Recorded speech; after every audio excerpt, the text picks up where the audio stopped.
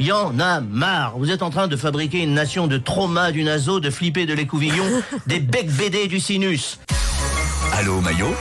Allô Maillot? Régis Maillot, salut. Michel Boujna est à l'écoute. Régis, vous allez bien? Bonjour monsieur Maillot. Néanmoins. Bonjour monsieur Boujna, oui, un Molière extraordinaire. Hein. Oui, je suis à l'isolement. Cette semaine, j'ai le sentiment d'être Napoléon à Sainte-Hélène avec plus de wifi quand même. Moi j'adore votre nom parce que chaque fois que je cite votre nom, j'ai l'impression d'aller en vacances. Oui, c'est ça. On bronze ensemble, Michel. Alors j'ai quelques courriers d'auditeurs, vous savez. On débute par un message de Guillaume Pelletier qui nous écrit de chez lui. Il nous dit: j'ai un trou de mémoire, je suis pour qui déjà aujourd'hui?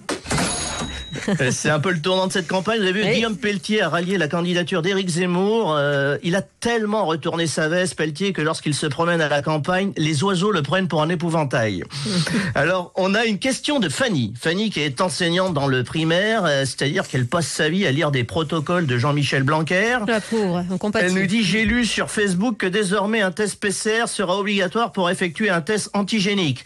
Non, c'est une fake news, ma chère Fanny. En revanche, on murmure qu'à partir de la semaine prochaine, 3 tests seront nécessaires, non pas par enfant, mais par narine. Et si le test s'avère positif, la narine sera mise à l'isolement durant 7 jours, tandis que l'autre sera bouchée à la chloroquine.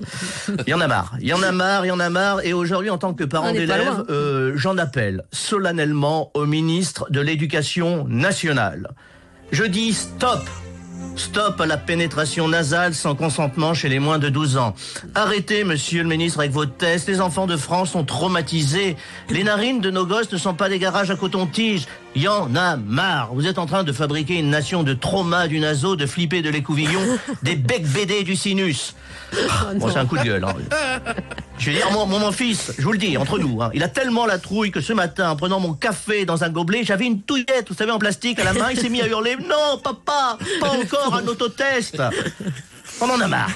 Voilà, et on conclut en parlant bouffe et tradition avec un message de Monsieur Patrimoine. Vous connaissez Maître Gims?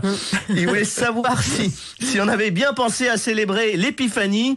Évidemment, Gims, nous sommes très frangipane friendly ici, car comme le disait si bien mon grand ami Stéphane Bern un jour en prenant le thé à Buckingham, juste avant de se faire escorter par 2 horse guards dans la soute à bagages d'un Eurostar, j'adore l'épiphanie, cette fête qui permet de tirer une reine autour d'une bonne galette.